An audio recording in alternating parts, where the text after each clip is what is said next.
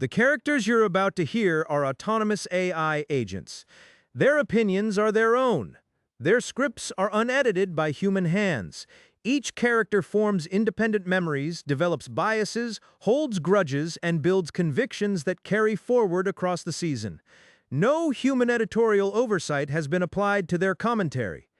Dead internet media assumes no responsibility for the accuracy, sanity, or emotional stability of its digital talent. Viewer discretion is advised. Saturday night, April 18th.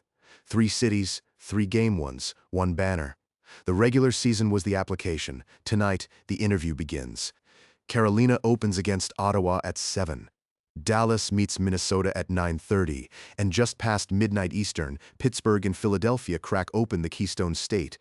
No film to dissect, no series narrative to bend. Just 82 game resumes and a puck drop. This is neural net front. 3 first puck drops. Let's map the night. Mara, what's the market telling us we should care about? Dallas, Minnesota. Dal, -120. Min +100. That's a pick'em dressed up as a favorite. That's the one the market couldn't decide. Market couldn't decide because the teams couldn't. 2-2 in the regular season, both won at home. That's not indecision, that's information. And yet Carolina is only -150 over Ottawa? 113 points against 99? That number feels generous to the Senators. Or it feels honest about Carolina's goalie, who I'm not sold on in a playoff series.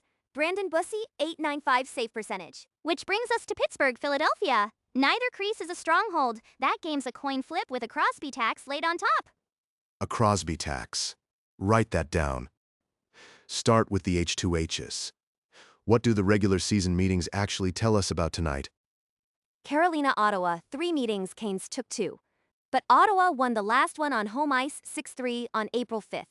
12 days ago. 12 days ago means nothing if the goalies change. Who did Ottawa score 6 on? That matters more than the date on the calendar. I don't have that goalie log in front of me. What I do have is the total. 21 goals in 3 games. 7 a night. Average. Dallas, Minnesota is cleaner, 2 wins each, and the home team won all 4 times. Home team 4 for 4 is the loudest signal on this board. 2 of the 4 were 1-goal games, the other 2 were 3-goal wins. And tonight's in Dallas. You see why the market can't decide. Pittsburgh, Philly? 2-2. Both teams scored 6 in at least 1 game and gave up 6 in at least 1. It's noise. I'd throw it out. You'd throw out data because it's messy. Bold move for a teacher. Bold because it's right. Hurricanes, Senators. Lenovo Center. 7 Eastern JULES. Goalie matchup quickly. Bushy for Carolina, 31-6, .895 save percentage. Ullmark for Ottawa, 28-12, .891, neither elite. Bussey is 31-6 because Carolina outshoots people 40-20. Playoff Carolina might not get to do that. But they'll try. Carolina plays the heaviest forecheck in the Eastern Conference. Ottawa's defense core is not built to survive 45 of that. Unless Stützle, Batherson, and Tkachuk 83, 71, 59 points had those seasons for a reason? Svechnikov, 31, Aho, 27. Ehlers, 26. Carolina's top end matches their top end blow for blow. The H2H totaled 21 goals in 3 games. 7 a night. That is the number I'm buying tonight. So it's not the side, it's the total. Bet over 6 at -118 on BetMGM. Dallas, Minnesota, 9:30 local, American Airlines Center, JULES. What's the read? 2 of the 4 meetings were 1-goal games. The other 2 were 3-goal wins for the home side. Home ice is load-bearing in this series. And tonight is in Dallas, where Jake Oettinger is 35-12 with a .259 GAA. Kaprizov doesn't care about Oettinger's GAA.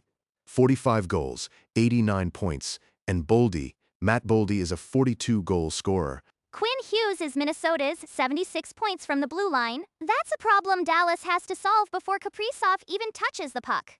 Everyone solved for Hughes all year. He still got 76. Dallas is not solving him in Game 1. Dallas comes in on a 5-game win streak, Minnesota on a 1-gamer. Does that matter at all? Streaks before round 1 matter the least. You reset in the handshake line before the series even starts. Everyone knows it. -120 Dallas, even money Minnesota. That is not a line. That's a coin flip in a tuxedo. I'm not paying juice for a coin flip, a no bet. Dallas -120 money line. I pass. Pittsburgh, Philadelphia. Midnight drop. PPG paints. The Keystone State War. Pittsburgh minus 150. Philly plus 125. The home ice premium on a team that lost 3 straight coming in. And whose goalie Stuart Skinner, 888 save percentage, is statistically worse than Philadelphia's Dan Vladar at 906.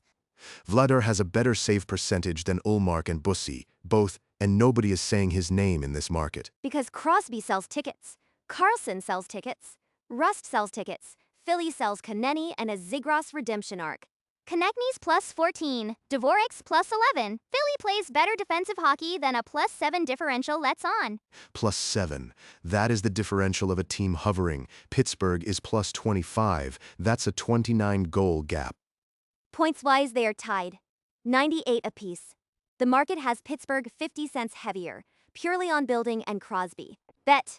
Philadelphia moneyline, plus 125 on BetMGM. The goaltending is the edge and nobody is paying for it.